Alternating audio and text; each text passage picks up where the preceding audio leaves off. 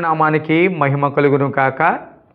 జీవన తొలిసంజ అనుదినమన్న ఈ ఉదయకాలపు వాక్య ధ్యానములకు మిమ్మల్ని ప్రేమపూర్వకంగా ఆహ్వానాన్ని తెలియపరుస్తూ నా నిండు వందనాలు తెలియపరుస్తూ ఉన్నాను.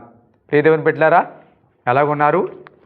దేవుడు మీ కుటుంబాలను క్షేమకరంగా నడిపిస్తున్నారని, దేవుడి మందిరములో దేవుని సందులో మీరు వర్ధిల్లుతున్నారని నేను నమ్ముతూ ఉన్నాను. ప్రార్థనలో ఇంకనూ ఎదగాలని నేను ఆశిస్తూ ఉన్నాను. మీరు ఆశిస్తున్న ప్రతి దీవెన మీ కుటుంబంలో మీరు చూడగలిగేటట్లుగా దేవుని కృప మీ కుటుంబం మీదకి రావాలని నేను కోరుతూ ఉన్నాను. ఈరోజు ఆదివారం కదూ, మందిరానికి సిద్ధపడుతున్నారు. అందరూ కూడా కుటుంబాలతో మందిరానికి వెళ్ళాలి.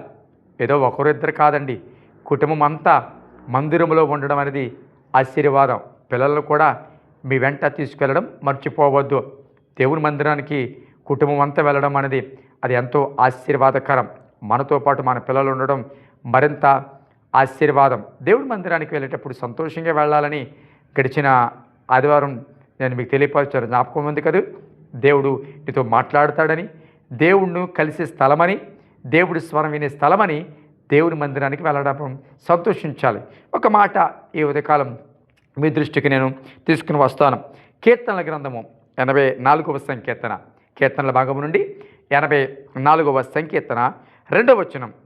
యెహోవా మందిరావరణములను చూడవలెనని నా ప్రాణము ఎంతో ఆశపడుచున్నది, అది సొమ్మసిల్లుచున్నది.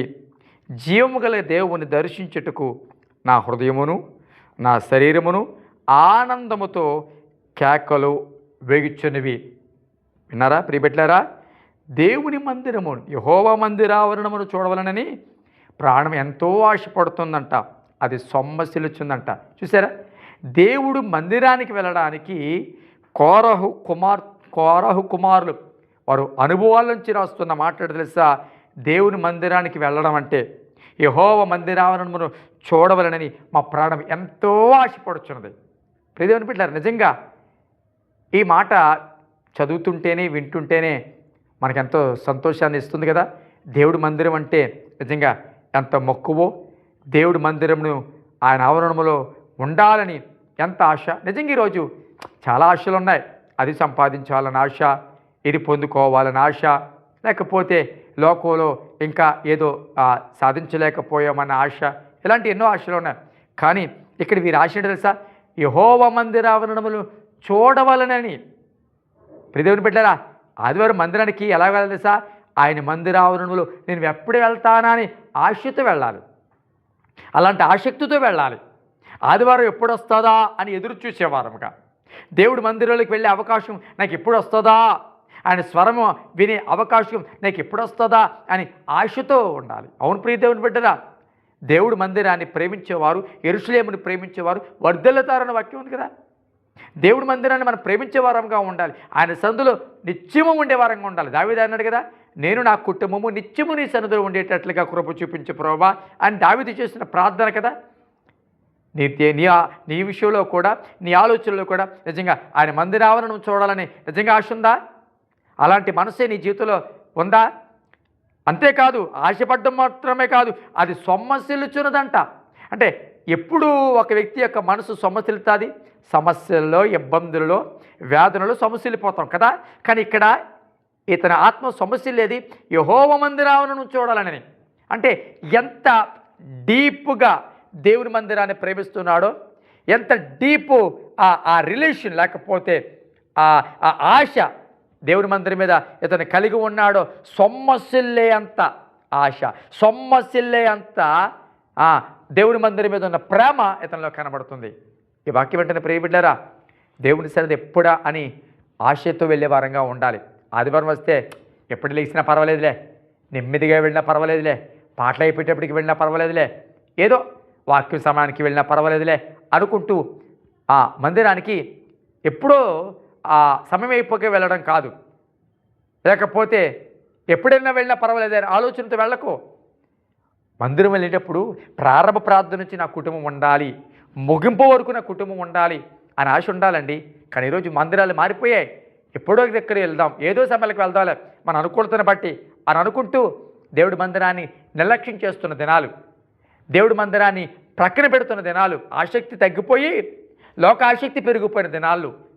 ప్రియదేవుని బిడ్డలారా, ఈ మాట నీతో మాట్లాడుతున్న మాట, దేవుడు యెహోవా మందిర ఆవరణం చూడవాలని ఆశ మనకు కలిగి ఉండాలి.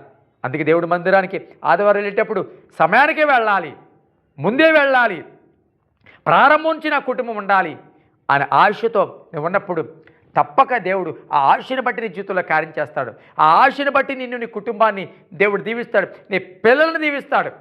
నిత్యము నీ సందులో ఉండాలని ఆశపడ్డాడు తప్ప దావీదు నిత్యము ఒక వ్యక్తి నా కుమారుడు సింహాసనం మీద ఉండాలని ప్రార్థన చేయలేదు. దావీదు ప్రార్థన, నిత్యము నా కుటుంబం నీ సందులో ఉండాలి. చూసారా, ఆత్మీయంగా ఎంత మంచి ఆలోచన కలిగి ఉన్నాడు దావీదు. నీ జీవితంలో కూడా ఎలాంటి మంచి ఆలోచన కలిగి యెహోవా మందిరం చూడాలని ఆశ మాత్రమే కాదు, సొమ్మసిల్లే అంతగా నీ ఆత్మీయ జీవితం నువ్వు కలిగి ఉన్నప్పుడు తప్పక నీ జీవితంలో కార్యం చేస్తాడు. కళ్ళు మూసుకుందాం, ప్రార్థన చేద్దాం. పరిశుద్ధమైన తండ్రి, నీ పరిశుద్ధ నామానికి స్తోత్రాలు చెల్లిస్తున్నాం. మరొక దినం మమ్మల్ని ప్రేమించినందుకు వందనాలు.